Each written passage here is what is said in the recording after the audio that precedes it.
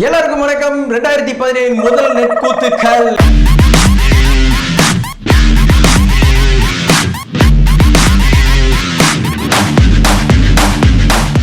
இன்னைக்கு நம்ம எதை பத்தின ஸ்பெஷல் எபிசோட போடலாம் அப்படின்னு சொன்னா, அரசியலை பத்தி பேசலாமா அப்படின்னு கேட்டா அது 1000 பேர் வந்து சைலன்சர்லாம் வந்து மாட்டுறாங்க. ஸோ அதனால நம்ம வந்து அரசியல் பத்தி கொஞ்சம் கம்மியா பேசிட்டு மற்றபடி சினிமா பத்தி நிறைய விஷயங்கள் பேசலாம், அல்லது கரண்ட் ட்ரெண்ட் என்னென்ன டாபிக்லாம் ஓடிட்டு இருக்கு அப்படின்றத பத்தி சூப்பரா அழகா இன்னைக்கு பேச போறோம். நம்மளோட கூத்துக்கள் நிகழ்ச்சிகளை வாங்க நிகழ்ச்சிக்குள்ள போகலாம்.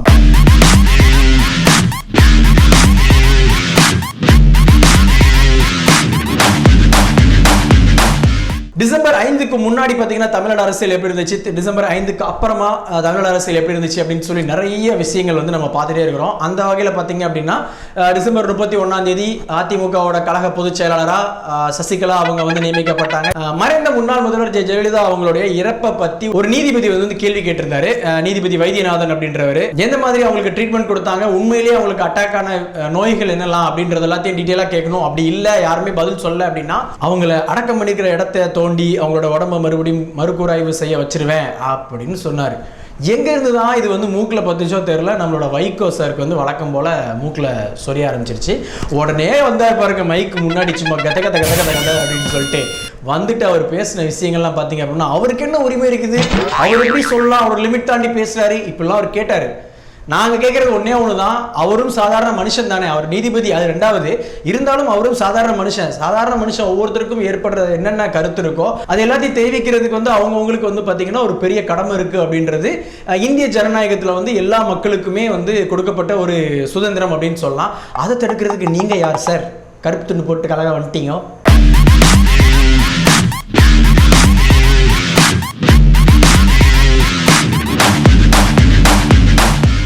என்ன டாபிக் பேசலாம் அப்படின்னு யோசிச்சுட்டு இருக்கிறோம். பார்த்தீங்க அப்படின்னா நம்ம கண்ணு முன்னாடி வந்து அப்படியே வெள்ளை சட்டை வெள்ளை வேட்டி கட்டிட்டு இந்த 2 சைட்லையும் மட்டும் வெள்ளை முடியோட அப்படியே பார்த்தீங்கன்னா நெத்தியில் குங்குமம் இதெல்லாம் ஒரு சாந்த சொருபியாக ஒருத்தர் வந்து நின்னாரு. அது வேற யாரும் இல்லை, தமிழக முதல்வர் ஓ பன்னீர்செல்வம் அவங்க தான். உண்மையிலேயே வர்தா புயல் அதில் வந்து என்னென்ன பாதிப்புலாம் ஏற்பட்டுச்சு, அதுக்கு எவ்வளோ ஆக்டிவாக அவர் வந்து இறங்கி வேலை செஞ்சார் அப்படின்றதெல்லாமே தெரியும்.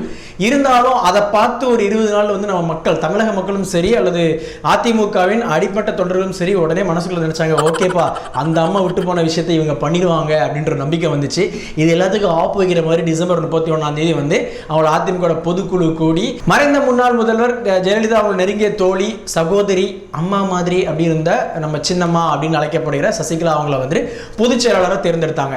அப்படியே பார்த்தீங்கன்னா ஒரு பக்கம் அந்த தலைமை கழகத்தில் தலைமை போஸ்டிகள் இருப்பாங்க தெரியுமா, அவங்கெல்லாம் வந்து கேக்கு லட்டு வெடிலாம் போட்டு கொண்டாட அடிமட்ட தொண்டர்கள் பார்த்தீங்க அப்படின்னா நிறைய பேர் கொதிச்செழிஞ்சாங்க. அதுவும் பார்த்தீங்கன்னா அதிமுகவோட பலம் அப்படின்னு சொல்லக்கூடிய அதிமுக மகளிர் வந்து பார்த்தீங்க அப்படின்னா செம்மையா வருத்தெடுத்தாங்க எல்லா தலைமை பதவியில் இருக்கிறவங்கள. இதெல்லாம் பார்க்குறப்ப நமக்கு தோணுன ஒரு விஷயம் என்ன அப்படின்னா 1987 மக்கள் திலகம் எம்ஜிஆர் அவங்க மறைஞ்சப்போ அந்த டாப் மோஸ்ட் பதவியில் இருந்தவங்க எல்லாரும் ஜானகி அவங்களுடைய டீம்லையும் அடிமட்ட தொண்டர்கள் எல்லாருமே மறைந்த முதல்வர் ஜெயலலிதா அவங்க பக்கம் திருமணம் தான் ஞாபகம் வந்துச்சு. ஸோ இப்போ 2017 பார்த்தீங்கன்னா அதே மாதிரி ஒரு விஷயம் தான். மேலே பதவியில் பொறுப்பில் இருக்கிறவங்க எல்லாரும் சசிகலா அவங்களுக்கு ஆதரவு தெரிவித்தாலும் அடிமட்ட தொண்டர்கள் எல்லாம் யாராவது ஒருத்தங்க வந்துட மாட்டாங்களா, சில பேர் அது ஜெயலலிதா அவங்களுடைய அண்ணன் மகள் தீபாவா இருக்கலாம், அல்லது சில பேர் பார்த்தீங்க அப்படின்னா இப்போ இருக்கிற முதல்வர் ஓ பன்னீர்செல்வம் அவரே வந்து பார்த்தீங்கன்னா லீட் பண்ணி போகலாம் அப்படின்ற ஒரு விஷயத்தை கொடுத்துறாங்க.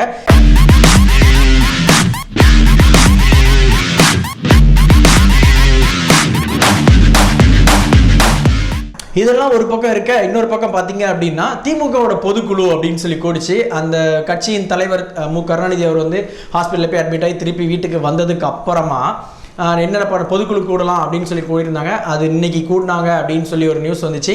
அதுக்கப்புறமா அதில் வந்து செயல் தலைவராக மு.க. ஸ்டாலின் அவங்கள வந்து முன்னிறுத்திருக்கிறாங்க. அந்த கட்சி எப்போவுமே அப்படிதான்ப்பா, அப்பா இல்லைன்னா அதுக்கு அடுத்து மகன் தான் அப்படின்றதுல தெளிவாக இருக்கிறாங்க. அதிமுகவுக்கு இனிமேல் அவங்க எதிர்கொள்ளக்கூடிய அந்த அரசியல் வியூகம் இருக்கு இல்லையா, அதை வந்து நம்ம வாயால் சொல்லக்கூடாது, நடக்கிறதெல்லாம் பார்த்து நம்ம வந்து கைத்தட்டி சிரிப்போம்.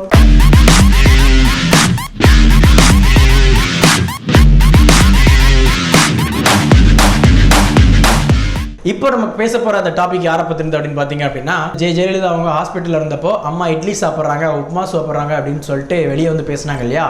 சிஆர் சரஸ்வதி அவங்க வந்து மீடியா கிட்ட பேசுகிறப்ப சொன்னாங்க, ஒரு பொம்பளைன்னு கூட பார்க்காம என்னையே கழுவி ஊத்துறாங்க அப்படின்னு சொல்லியிருந்தாங்க. நீங்கள் கழுவி ஊற்றுற மாதிரி பேசாமல் இருந்துருந்தீங்கன்னா உங்களையாக கழுவி ஊற்ற போகிறாங்க நம்ம பசங்க. நம்ம பசங்க எப்பவுமே தெளிவாக இருப்பாங்க. யார் தப்பு பண்ணுறான்னு தெரியுதோ அவங்கள தான் வச்சு செய்வாங்க. ஓகேங்களா? அதில் வந்து நீங்கள் மட்டும் விதிவிலக்காக இருக்க முடியும் அப்படின்னு நினச்சா எப்படி? அதாவது அம்மா அம்மான்னு உருகிற நீங்கள் ஒரு இப்போ அவங்க இறந்து ஒரு 2 நாளைக்குள்ளேயே நீங்கள் எல்லாம் சின்னம்மான்னு உருக ஆரம்பிச்சா அப்புறம் அவங்க கழுவி ஊற்றாமல் வச்சு பாத பூஜையாக பண்ணுவாங்க.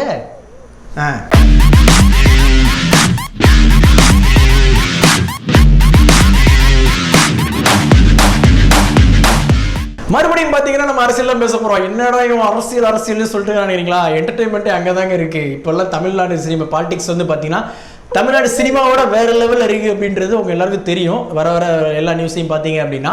ஸோ அந்த வகையில் பார்த்தீங்கன்னா இனோவா சம்பத், ஐயோ சாரி சார், நாஞ்சில் சம்பத் அப்படின்னு சொல்லி அழைக்கப்படுகிற நம்ம அதிமுகவோட கொள்கை பரப்பு செயலாளர், அவருக்கு முன்னாள் முதல்வர் ஜெயலலிதா அவங்க பரிசா வழங்கின இனோவா காரை மறுபடியும் அதிமுக வசம் ஒப்படைத்து விட்டார் அப்படின்னு சொல்லி நியூஸ் வந்துச்சு. என்னடா அவ்வளோ மானஸ்தனா அப்படின்னு சொல்லி யோசிச்சுட்டு இருக்கிறப்ப தான் என்ன அப்படின்னா தோண்டி நொங்கெடுத்து பார்த்தோம் அப்படின்னா ஒரு விஷயம் தெரிஞ்சது. என்ன அப்படின்னா சசிகலா அவங்களோட தலைமையை ஏற்க பிடிக்காம தான் அவர் இந்த கொள்கை பரப்பு செயலாளர் அப்படின்றத கொஞ்சம் கொஞ்சமாக மறந்துட்டு இருக்காரு அப்படின்னு சொன்னாங்க. ஸோ இதெல்லாம் ஒரு பக்கம் இருக்க. அவர்கிட்டே கேட்டால் ஐயோ அப்படிலாம் கிடையாதுங்க, இது வரைக்கும் எந்த ஒரு அரசு வேலையுமே இப்போ ரீசெண்ட் எதுவுமே பண்ணலை. ஏதாவது ஒரு போய் தெருமுனை பிரச்சாரம் ஏதாவது பண்ணாதான் நான் அந்த காரை யூஸ் பண்ணுவேன். மற்றபடி என் ஃப்ரெண்டோட வீட்டில் பத்திரமா செட்டுக்குள்ளே நிற்கும். அது ஏன் அங்கே நிற்கிது ஒரு 6-7 மாசமா எதுவுமே நடக்கலையே அப்படின்னு சொல்லிட்டு தான் மறுபடியும் நான் ஒப்படைச்சிட்டேன் அப்படின்னு சொல்லி இந்த கழுவுற மீன்ல நழுவுற மீன் இருக்கு பார்த்தீங்களா, அந்த மாதிரி எஸ்கேப் ஆகிருக்கிறாரு. இது எவ்வளோ நாள் எஸ்கேப் ஆக போகிறாரு அப்படின்றது தெரியல. இல்லை மறுபடியும் அவர் வந்து கருப்பு துண்டு போட்டு அங்கே போய் நின்றுவாரா, இல்லை மஞ்சள் துண்டை போட்டு அங்கே போய் நின்றுவாரா அப்படின்னு சொல்லி எல்லாருமே பார்த்தீங்கன்னா வெகு ஆர்வமாக காத்துட்டு இருக்காங்க.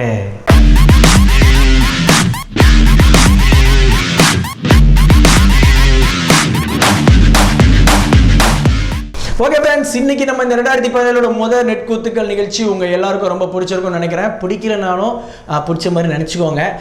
தாயா பிள்ளையா கீழே கமெண்ட்ஸ்லாம் கொடுத்தீங்க அப்படின்னா சூப்பராக இருக்கும். எங்களுக்கும் இன்னும் நான் டெவலப் பண்ணுறதுக்கு ரொம்ப யூஸ்ஃபுல்லாக இருக்கும். இந்த வீடியோ உங்களுக்கு பிடிச்சிருந்துச்சுன்னா உடனே நம்ம சேனலை சப்ஸ்கிரைப் பண்ணுங்கள். இன்னும் நிறைய நெட் கூத்துக்கள் வரலாம் காத்திருக்குது. ஸோ கண்டிப்பாக நம்ம சேனலை சப்ஸ்கிரைப் பண்ணுங்கள், உங்கள் ஃப்ரெண்ட்ஸுக்கு ஷேர் பண்ணுங்கள், முடிஞ்ச அளவுக்கு லைக்ஸை போடுங்க. இருக்கிற கமெண்ட் எல்லாத்தையும் கீழே கமெண்ட் பாக்ஸில் அள்ளி தெளிச்சு விடுங்க. மீண்டும் சூப்பராக இன்னொரு வீடியோ உங்களை சந்திக்கிறேன். ராஜேஷ், பாய்.